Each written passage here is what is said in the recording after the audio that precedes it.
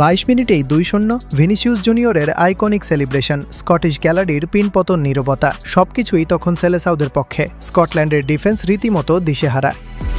কিন্তু হঠাৎ রেফারি কানে হাত দিলেন। ভিআর, একটা স্ক্রিন চেক, আর মুহূর্তের ব্রাজিলের সেলিব্রেশন বদলে গেল হতাশায়। গোল বাতিল। স্কটল্যান্ড পেল বেঁচে যাওয়ার একটা অপ্রত্যাশিত সুযোগ। ভিআরের এই ধাক্কাটা স্কটল্যান্ডের জন্য হতে পারত দারুণ এক লাইফলাইন, কারণ ম্যাচ শুরুর মাত্র 7 মিনিটেই ব্রাজিল বুঝিয়ে দিয়েছিল আজ তারা ভিন্ন মেজাজে আছে। রায়ানের বাড়ানো বল ধরে বক্সের সেন্টার থেকে ভিনির সেই বুলেট শট।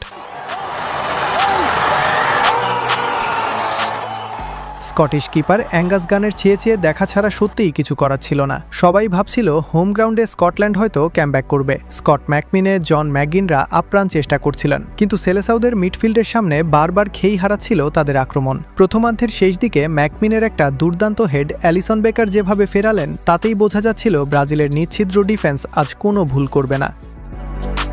প্রথমার্ধ শেষ হওয়ার ঠিক আগে ইনজুরি টাইমের 3য় মিনিট, স্কটিশরা যখন ড্রেসিং রুমে যাওয়ার প্রস্তুতি নিচ্ছে, ঠিক তখনই ব্রুনো গিমারেসের মাপা ক্রস আর বক্সের ভেতর থেকে ভিনির দুর্দান্ত হেডার। এবার আর কোনো ভিআর নেই, কোনো অফসাইডের ফাঁদ নেই, সরাসরি 2-0। স্কটিশ কিপারের অসহায় চাহনি বলে দিচ্ছিল ম্যাচের নিয়ন্ত্রণ পুরোপুরি হাতছাড়া। দ্বিতীয়ার্ধে স্কটল্যান্ডের হতাশা আরও বাড়িয়ে দেন ম্যাথিউস কুনহা। 60 মিনিটের মাথায় সেই গিমারেসের আরও একটি নিখুঁত অ্যাসিস্ট, আর কুনহার ঠান্ডা মাথার রাইট ফুটেড ফিনিশ। 3-0। স্কটিশদের ক্যামব্যাকের সব হিসাব পাল্টে গেল এক নিমেষে। অ্যাঙ্গাস গান এরপর ভিনির একাধিক জোরালো শট ঠেকিয়ে না দিলে স্কোর লাইন হয়তো আরও বড় হতে পারত।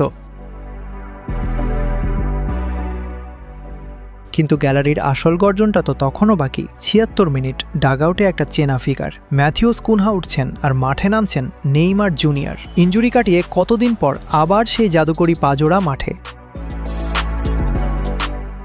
90 মিনিটে বক্সের বাদিক থেকে নেওয়া নেইমারের সেই ট্রেডমার্ক ডান পায়ের শটটা যদি স্কটিশ কিপার টপ কর্নার থেকে না ফেরাতেন, তবে প্রত্যাবর্তনটা হতে পারত একেবারে রূপকথার মতো।